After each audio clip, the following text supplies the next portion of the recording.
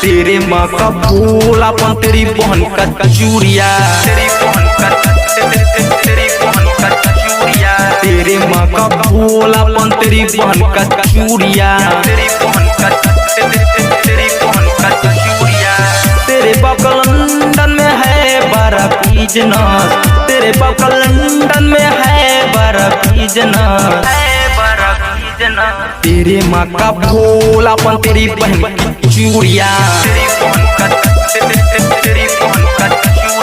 तेरे माँ का भोलापन तेरी बहन की चूड़िया। आप सुन रहे हैं देव सुनील की आवाज में।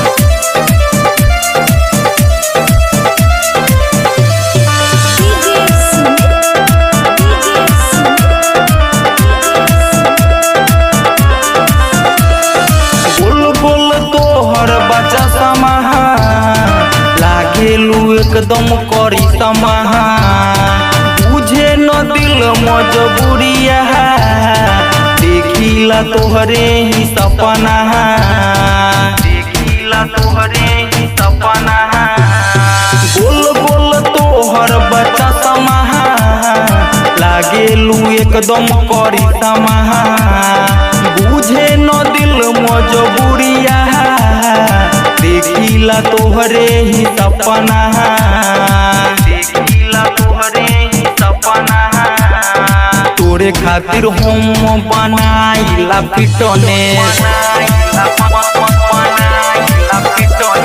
तेरे बाप का लंदन में है बड़ा बिजनेस,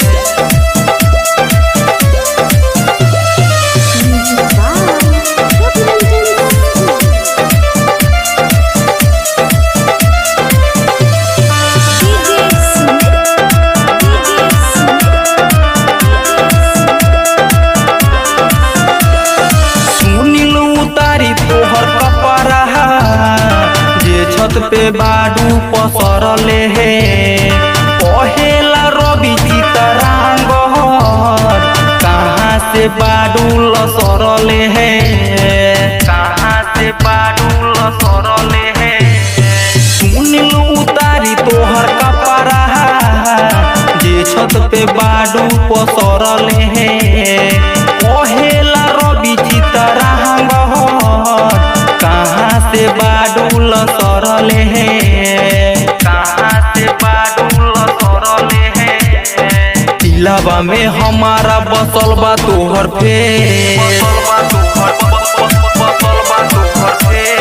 तेरे बाप का लंदन में है बड़ा बिजनेस, तेरे माँ का भोलापन तेरी बहन का चूड़िया, तेरे बाप का लंदन में है बड़ा बिजनेस, तेरे बाप का लंदन में है बड़ा बिजनेस, तेरे माँ का भोलापन तेरी बहन की चूड़िया, तेरे माँ का भोलापन तेरी बहन की चूड़िया। अपन music digital recording studio Moniyari.